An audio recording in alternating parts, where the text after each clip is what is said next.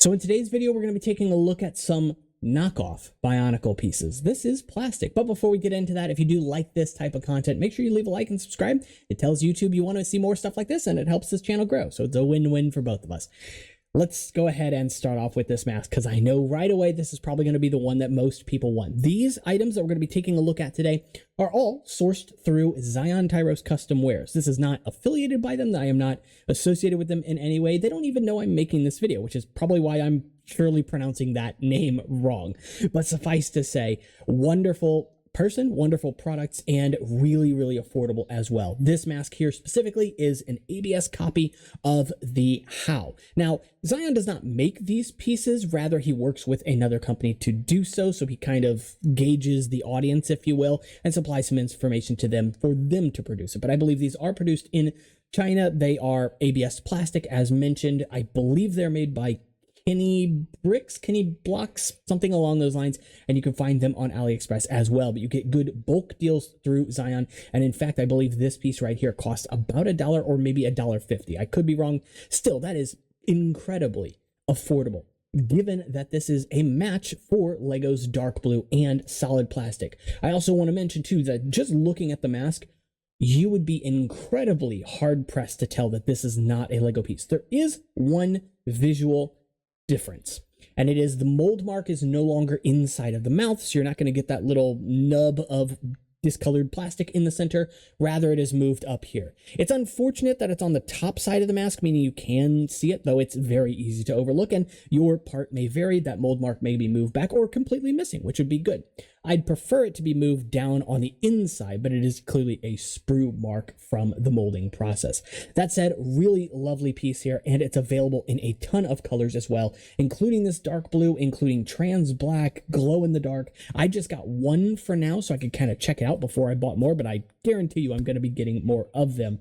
And the other thing I wanted to mention too, and this is not a knock on Zion, not a knock on the person producing this, but is that generally all the pieces we're going to look at today are a little more susceptible than Lego pieces are traditionally to being scuffed, scratched. That's just because of the differences between ABS. Lego's had decades to perfect their formula, and these other companies just haven't had that same amount of time. So although you might get a piece that has a little scuff here or there, A, that is something that can be repaired, which I'll cover in a separate video, but B, it's just worth noting when you're going into it. But is it worth having a piece like this for $1, you know, when it might have a scuff, it might not? And mine came in pretty good shape, just a little mark on the forehead there, which can easily be repaired. So outside of that piece, a lot of what we're going to be looking at today is CCBS focus, because that is mostly what they have, but there is a ton of stuff here, and I'm super happy with it. We're going to start off here with the dark blue pieces. One of those pieces being this torso armor here, a piece that we never got. This you can actually see those scuffs on, so that's why I mention it, because it is going to be a lot more prevalent on the CCBS side of things. These plastics just tend to be a little less resilient, and I believe these are also produced by different manufacturers, so don't quote me on that. I think this might be from XSZ or KSZ. I don't know how they spell it because the letters look funny, but this one here I believe is from, like I said, Kenny Blocks or Kenny Bricks, whoever they are called on AliExpress. And I will link both Zion Tyros Custom Wares and that store, if I can find it, in the description of this video. Along with this one, you're also going to see that I got the chest piece to cover this as well in the dark blue. I don't plan to use them together, but it's nice to have options. Some of these, just because these can be a little bit on the pricey side, but they're not too bad from Lego in general. And then this one, because Lego did not make this number 3 shell in the dark blue color. Moving on to maybe a more desirable color, we have dark turquoise. This is a number 5 shell here, and it is a perfect match for Lego's dark turquoise. Unfortunately, this is the only size that I saw that they had at the moment, so hopefully we'll get some more in the future, but still, this goes a long way, obviously, and you could do plenty with it. I think that number 4 and number 5 shells are probably my favorite to work with, just because they're the easiest to fit within specific types of builds. So as long as a shell comes in both of those colors, I'm usually pretty happy. To focus more on the greenish, bluish side of things, we also have this piece right here, this Chima shoulder armor piece in bright green, and this is also a match for Lego's bright green as well. So far, everything is a match for their colors. This is not a shell, but it is an add-on, so it attaches 2 other shells, meaning you could attach it to this piece, and now suddenly you have dark turquoise and bright green, which, trust me, looks way better in person than it does on camera.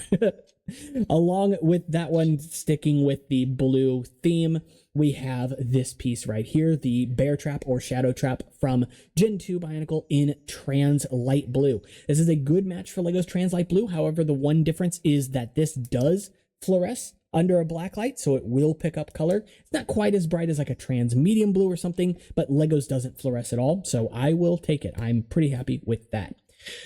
Now, moving on to a different color, we have magenta here. I might have magenta pieces somewhere in my collection. I don't know that I do though, so I can't compare this directly, but from what I have seen just eyeballing it here, it looks to be a pretty good representation. I'm typically pretty good at spotting color differences, whether or not I have a reference color in front of me, but hey, you'd have to take my word for that, so I can't guarantee that this is a match. Still, very happy with this piece as well. Again, a number 5 shell here, and it looks lovely. It looks great. So, moving on to the next one, we have Trans Dark Pink, and this I think would be another desirable color for people. The one thing I wanted to mention is that this is a little bit more on the milky side in its color. It's still very transparent, but you can tell that there's a difference between it and Lego, but that's okay. This is also slightly fluorescent under a black light, but it's nowhere near as bright as you might think it would be, so, you know, cool, but maybe not a selling point per se. One more piece that was a freebie, thank you to Zion Tyrus, they are known for doing that quite often, is this piece right here in Trans Clear as well. Also fluorescent. Fluoresces a bluish kind of hue, very similar to LEGO's modern Trans Clear, so it's a very similar color in that, and this one is perfectly fine in its transparency. No real milkiness to mention here. Got 2 of these in the number 5 length as well. So that's a lot of fun to mess with. And those are always nice for fodder because you could dye them colors if you want to. I don't plan to, but you could. You have that option.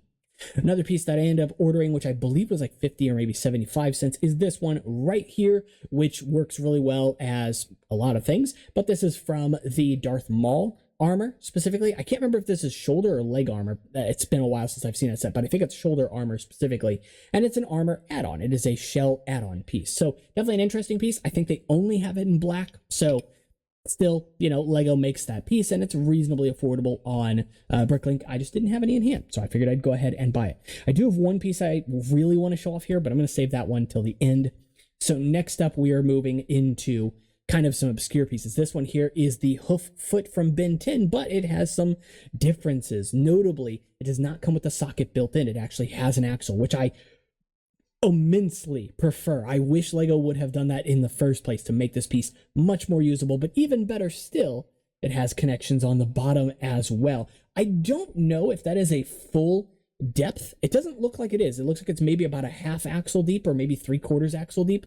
So you might get some discrepancies there, but still it's nice to have that as options. You could very easily use this on a character now as armor or what have you. Note that there is a mold mark, a sprue mark on the front here. No big deal though. It's way less obtrusive than I thought it would be. And it connects just fine to sockets. In this case here, this is another one that I picked up from Zion Tyrus, but this was one I picked up a while ago for a project.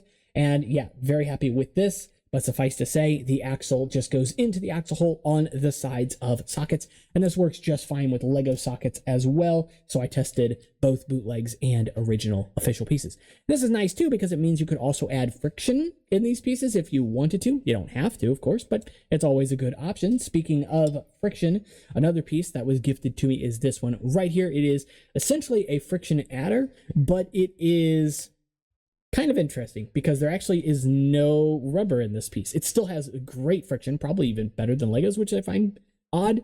And the color of this one is different because this is actually kind of close to Lego's classic silver color. Very similar to this one here as well. So a usable piece for sure, and easy to kind of move that one into Gen 1 if you wanted to. 2 more pieces, the last 2 pieces I wanted to showcase. Both of these were little gifts as well. One of them I knew was coming because they did mention that they were going to send me this because we've been communicating back and forth about bootlegs. But this one I was not expecting, and these are some pieces that Zion Tyros actually sells on their own. This is a resin-filled Borak Eye, and they have plenty of different colors as well. The Borak Eye here is a bootleg piece, so not an official Lego version, which is fine. And in this case here, I believe has a glow-in-the-dark kind of orange color to it. It's not really going to show up on camera at all, and it glows green, so that's interesting.